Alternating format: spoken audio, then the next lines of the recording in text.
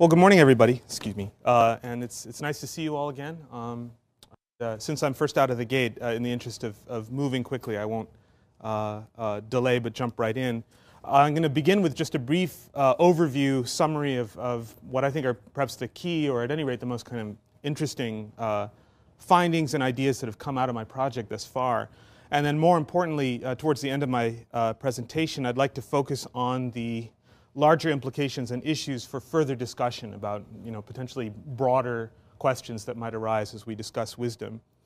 So just to recap, I want to begin with the observation that as sometimes happens as you go into these projects, what you expect to find isn't what you find. And the four main figures who constitute the real pillars of my project turn out to be hopelessly unwise pretty much for the entire duration of their trajectories. And so that's kind of necessitated a slight change on my title, even though Microsoft Word doesn't like the word unwisdom. That really better summarizes what I'm really focusing on here.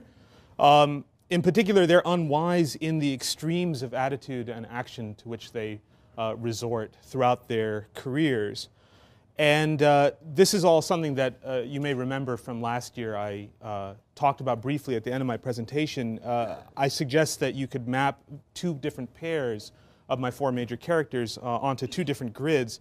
The first one being the most obvious one, since these are two characters who seem to struggle and fail to resolve the tension specifically of self versus community in very different ways.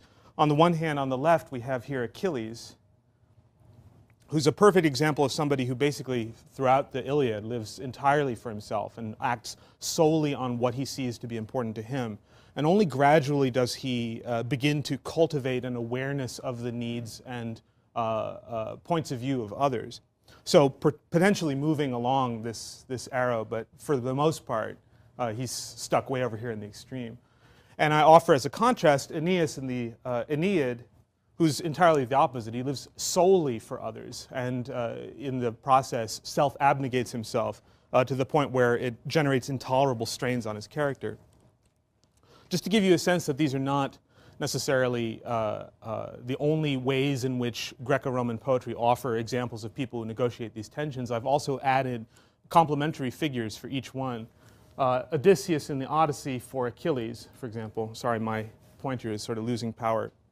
Who does a much better job of balancing what he needs for himself with what his people around him need. And he manages surprisingly well to negotiate both of those throughout.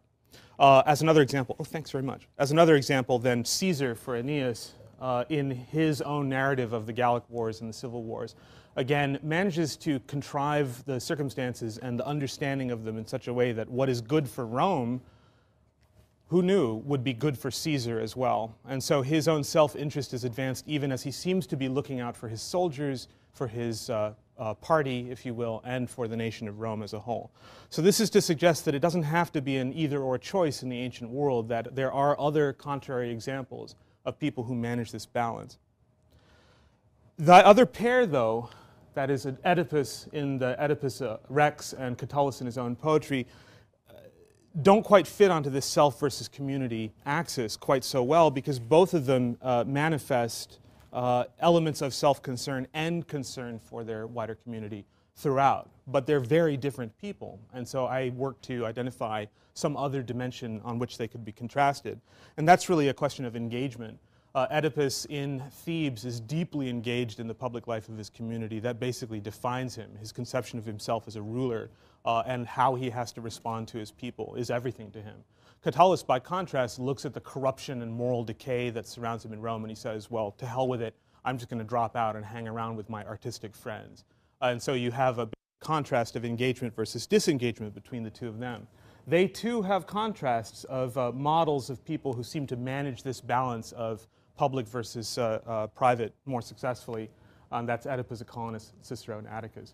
So since we have two axes, I've combined the two. I suggest that you can combine the two into a kind of a grid, which generates interesting connections or interesting possibilities. I've outlined possible types that could occupy these grids in each of the sections. An engaged, community-oriented person would be an activist. Disengaged would be a theorist. Disengaged and selfish, you get a narcissist who doesn't need anybody else. And engaged and selfish, you get an egotist, somebody who needs to exploit other people in order to get what he needs. These are only sample types, I hasten to point out. I'm not suggesting that these are the only types in this grid, but these are types that occupy these areas.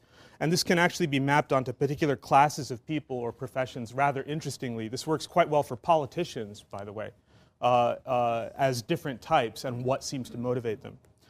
So really quickly then, as far as the implications, broader implications are concerned, one is that movement is possible in this grid based on changing experiences or circumstances.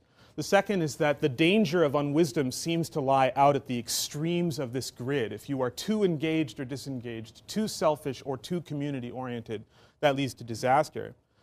Thirdly, that implies that wisdom may lie in the center of this grid, some sort of moderation or balance. But if so, what trait or act is required to achieve this occupation of the center?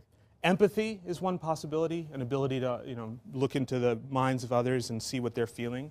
But even more interesting, I think, is the possibility that what is required to occupy the center is mindfulness, an awareness of what your interests are, an awareness of what you are doing to pursue those interests. My unwise men at the extremes never exhibit that.